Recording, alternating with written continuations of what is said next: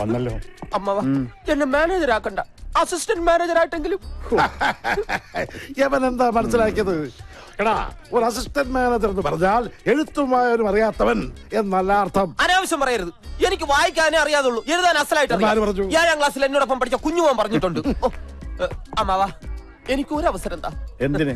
അമ്മാവന് തലവേദന ആയിക്കൊണ്ടിരിക്കുന്ന നമ്മുടെ വർക്ക് സൈറ്റിലെ തൊഴിലാളി പ്രശ്നം ഈ മഞ്ചുളം പരിഹരിക്കും. എന്നിട്ട് എനിക്കൊരു അവസരം തന്നാ മതി. എന്നെ വിജയശ്രീ ലാളിതനായി തിരിച്ചു വരാൻ വേണ്ടിട്ട് അമ്മാവൻ പ്രാർത്ഥിക്കണം. കാലേന്ന് വിടറാ. ഞാൻ വിടൂല. എന്നെ വിടാൻ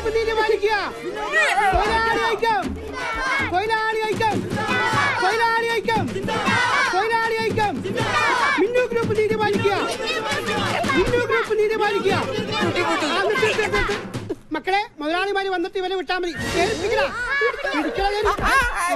സൂചന മാത്രം, സൂചന മാത്രം, സൂചന മാത്രം.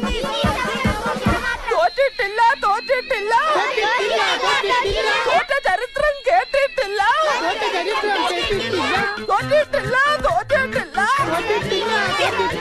തോറ്റ ചരിത്രം കേട്ടിട്ടില്ല. ശാരദ, നീ ചുമ്മാ ബഹളം വെക്കാതിരിക്കേ. അവരവനെ ഒന്നും ചെയ്യില്ല. എനിക്ക് അവൻ മാത്രമേ ഉള്ളൂ. എനിക്ക് എന്റെ മോനെ ഇപ്പൊ കാണണം. ഏട്ടാ, പോലീസ് സ്റ്റേഷനിൽ ഒന്ന് വിളിച്ചു പറ. പിന്നെ പോലീസ് സ്റ്റേഷനിൽ വിളിച്ചു പറയാം. മഞ്ജുകുമാറിന്റെ ലക്ഷറി തോൽവിയല്ലേ തട്ടിക്കൊണ്ട് പോയിരിക്കുന്നത്. പോലീസ് സ്റ്റേഷനിൽ വിളിച്ചു പറഞ്ഞ പിന്നെ ലാത്തി ചാർജായി, കേസായി. അത് പിന്നെ വലിയ വാർത്തയാവും. ഈ പ്രശ്നം രാഷ്ട്രീയക്കാരെ ഏറ്റെടുത്താ പിന്നെ പെട്ടെന്നൊരു പ്രശ്നപരിഹാരം ഉണ്ടാവില്ല. എന്ത് ചെയ്യണമെന്നാ ആദ്യം പറയുന്നേ? സർ, ഞാൻ അവരുമായിട്ട് നേരിട്ടൊന്ന് സംസാരിക്കാം. അപ്പോ എനിക്ക് നമ്മുടെ വർക്ക് സൈറ്റുകളൊക്കെ ഒന്ന് കാണുകയും ചെയ്യാം. എനിക്ക് തോന്നണത് സ്റ്റേഷനിലേക്ക് നേരിട്ട് വിളിച്ച് പറയണതാ നല്ലതെന്നാ.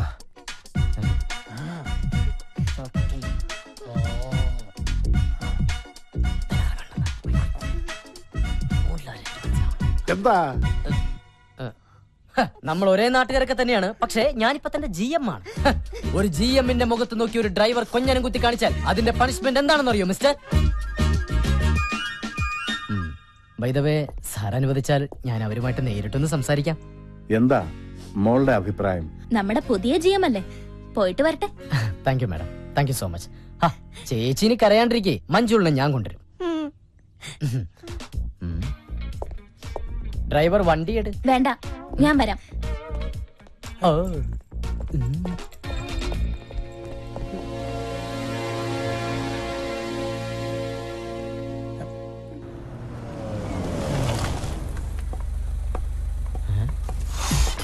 അടുത്ത പ്രാവശ്യമെങ്കിലും സമരത്തിന് വരുമ്പോ പുകയില്ലാത്ത അടുപ്പ് കൊണ്ടുവരാൻ പറയണേ. പിള്ളേരെ ഓടി കളിക്കാതെ ഇവിടെ എങ്ങനെ വന്നിരിക്കേ. പണി ഇത് വെന്തില്ല പിള്ളേരെ, ഇത് വേവുള്ള അരിയാണ്. ഒരാളുണ്ട്, എന്തൊക്കെ ചെയ്യണം. ഇങ്ങോട്ട് വാ മക്കളെ. ഇനി സ്വന്തം മക്കള് തന്നെയാണോ? മോൻ മാമനെങ്ങനെ ഇടാ പോടാന്ന് വിളിക്കരുത്. ചിലപ്പോ ഞാൻ മാനേജരാവും. അപ്പോഴോ അനുസരണ വേണ്ടേ? കൊച്ചുകുട്ടിയല്ലേ നീ? നീ അത്ര കൊച്ചുകുട്ടിയൊന്നും അല്ലടാ. പിള്ളേര് തുടങ്ങിയല്ലോ. മോനെ അനുസരണ വേണ്ടേ? വെറുതെ നിക്കണം. കഞ്ഞി റെഡി. നമ്മളാ കഞ്ഞില് പാറ്റിടണോ മാഡം? നിങ്ങൾ ആ തൊഴിലാളികളോട് സംസാരിക്കും. അത് പറഞ്ഞത് കേട്ടില്ല. കഞ്ഞി കുടിക്കാൻ മാത്രം, സൂചന മാത്രം, സൂചന മാത്രം, സൂചന മാത്രം, സൂചന മാത്രം.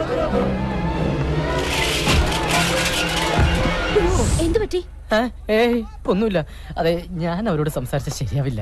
എങ്കിൽ കോൺട്രാക്ടറോട് സംസാരിക്കാം. വണ്ടി എടുക്കും. അല്ല, പണി കിട്ടും. സമരക്കാരുടെ ശ്രദ്ധയ്ക്ക് ഈ കുഞ്ഞിനെ കൂടെ കുളിപ്പിച്ചു കഴിഞ്ഞാൽ ഉടനെ കഞ്ഞി വിളമ്പുന്നതായിരിക്കും. അടങ്ങി നില്ല മോനെ. ഇറങ്ങണം മാനേജർ. അതാണ് പരുക്ക് പറ്റിയ ആൾക്ക് 5 പൈസ കൊടുക്കില്ലെന്ന് പറയുന്ന കോൺട്രാക്ടർ. അതെ, ഞാൻ സംസാരിച്ച പ്രശ്നമാവും. എന്ത് പ്രശ്നം? സമരം ചർച്ച ചെയ്ത് പരിഹരിക്കാന്ന് പറഞ്ഞില്ലേ ഇങ്ങോട്ട് വന്നത്? ഞാൻ അയാളെ ഇങ്ങോട്ട് പറഞ്ഞു വിടാം. അതെ, ഞാൻ സത്യം പറയാം. പോയോ?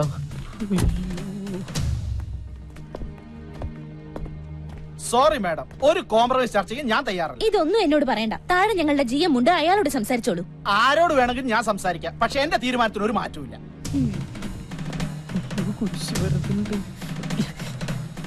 പറഞ്ഞതങ്ങനെ കേട്ടാ മതി.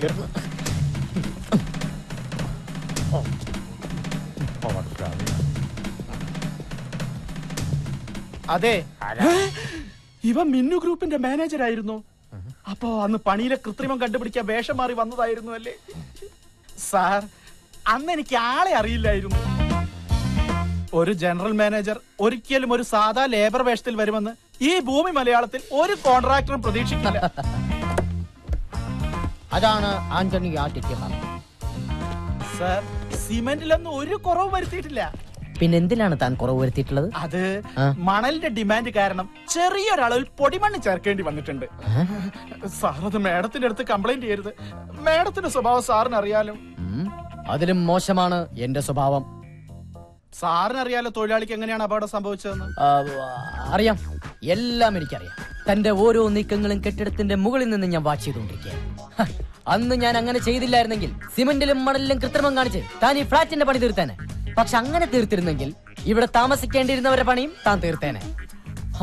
ഒരുപാട് പേരുടെ ജീവൻ രക്ഷിക്കാൻ എനിക്കെന്ന് അങ്ങനെയൊക്കെ കാട്ടിക്കൂട്ടേണ്ടി വന്നു. സാർ, ഒന്നും മിന്നുമേട് അറിയരുത്.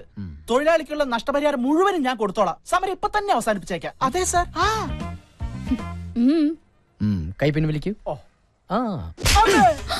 ഇത് താനെന്ന് എന്നെ തെറി വിളിച്ചതിനും പിടിച്ച് തല്ലിയതിനും, ഇത് സിമന്റിലും മണലിലും കൃത്രിമം കാണിച്ചതിനും. ഇതെന്തിനാണ് സാർ? ഇത് താൻ ഇനി കൃത്രിമം കാണിക്കാതെ ഇനി ഉണ്ടോ സാർ? തൽക്കാലത്തേക്കില്ല. ഇനി ഈ സ്ഥാപനത്തിന്റെ ഭാഗത്ത് നിന്ന് 5 ചില്ലിക്കാശ് തനിക്ക് കിട്ടില്ല. മനസ്സിലായോ? വേണ്ട സാർ, എല്ലാം ഞാൻ ഏറ്റു. സാർ വണ്ടിയിലേക്ക് കയറിയാട്ടെ. ഓക്കെ, മാഡത്തിന് ഡോർ തുറന്നു കൊടുക്കൂ. സാർ കണ്ണട. സോറി, കയറിക്കോളൂ മാഡം. ഉപ്പ് എല്ലാം അതിലുണ്ട് കേട്ടോ. ആവശ്യമുള്ളവരെ ഉപ്പെടുത്തിടണേ. അയ്യോ, ഇത് നമ്മുടെ വീട്ടിലെ വണ്ടിയാണല്ലോ. ഡ്രൈവർ വണ്ടി എടുത്തു. ഒരു കാര്യം പറഞ്ഞോണ്ട് ഞാനിവിടെ ഒരു വല്ലാത്ത അവസ്ഥയിലാണ്. നിർത്താൻ.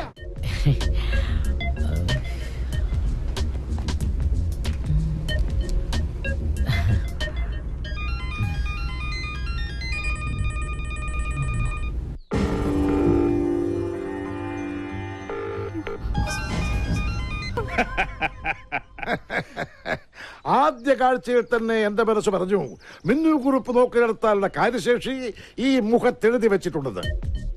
ആന്റണി ആദിത്യനെ കുറിച്ച് പറഞ്ഞപ്പോ ഞാൻ ഇത്രയും പ്രതീക്ഷിച്ചില്ല. ഞാനിതിലപ്പുറം പ്രതീക്ഷിച്ചതാ. ആദി സാറിന്റെ കാര്യം പോട്ടെ, ആദി സാറിന്റെ അച്ഛൻ പുലിയല്ലേ, പുലി. മര്യാദക്കേട് കണ്ട അപ്പ തല്ലും. ആര് എടുപ്പും നിപ്പും കണ്ട സത്യം പറയാലോ ആരായാലും പേടിച്ചു. ആദി സാറ് പോലും അച്ഛന്റെ മുമ്പിൽ മൂത്രം ഒഴിച്ചു പോവും. എന്താ കളറ്? എന്തിന്? അച്ഛനെ. ഞാൻ കരുതി എന്നൊന്നും ചെയ്യല്ല, ഞാൻ അരി എടുത്തില്ല. വീടെത്തിയ ചേട്ടാ, വീടെത്തിയ പല്ലു ഒരാളായി. തൊഴിലാളി പ്രശ്നം പരിഹരിക്കാൻ പോയവൻ തൊഴിലാളികളുടെ കുടുംബത്തിന് കഞ്ഞി വെച്ച് കൊടുത്ത് ഇപ്പൊ നല്ലൊരു കഞ്ഞിവെപ്പുകാരനായി ഇതാ വന്നിരിക്കുന്നു.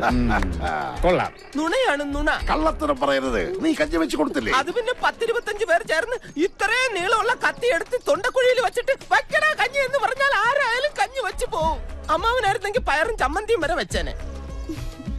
കഞ്ഞി നീ ഏതായാലും വെച്ച് കൊടുത്തില്ലേ? ഇനി നീ ആ ജോലി തന്നെ ഞങ്ങൾ ചെയ്തോടാ. സർ, ഞാനൊന്ന് ഓഫീസിലേക്ക്. ഡ്രൈവർ, വണ്ടിയെട്. പാൻസദ്യടാ. ഈ പാൻറ്റൊക്കെ എന്നാ അമ്മാവ ഉണ്ടായത്? ഇതൊക്കെ ഒരു അന്ധവിശ്വാസമാണെന്ന് എനിക്കിപ്പോ മനസ്സിലായി.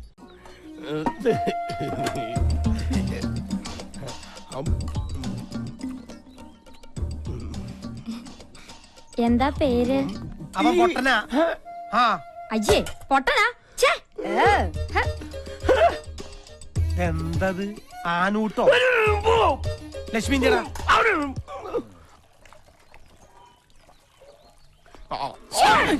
ഇപ്പോഴെങ്കിലും ഇങ്ങോട്ട് എത്തിയോ? അങ്ങോട്ട് ഇരിക്ക്. ഞാൻ എത്ര നേരമായിട്ട് കാത്തിരിക്കാന്നറിയോ? ഭക്ഷണത്തിന്റെ ഉള്ളിലേ ഞാനൊരു സാധനം വെച്ചിട്ടുണ്ട്.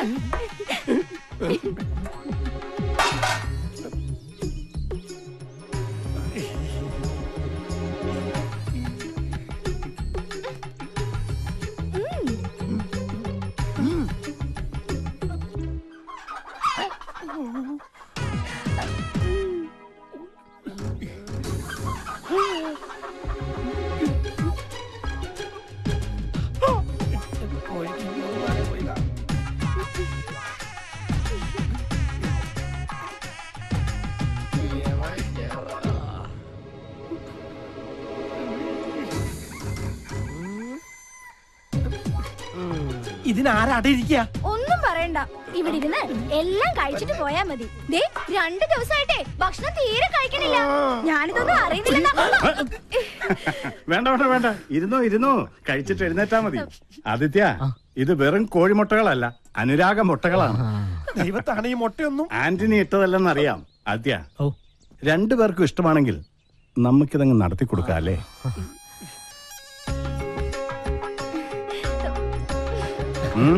കൊടുക്കണം, കൊടുക്കുന്നുണ്ട്.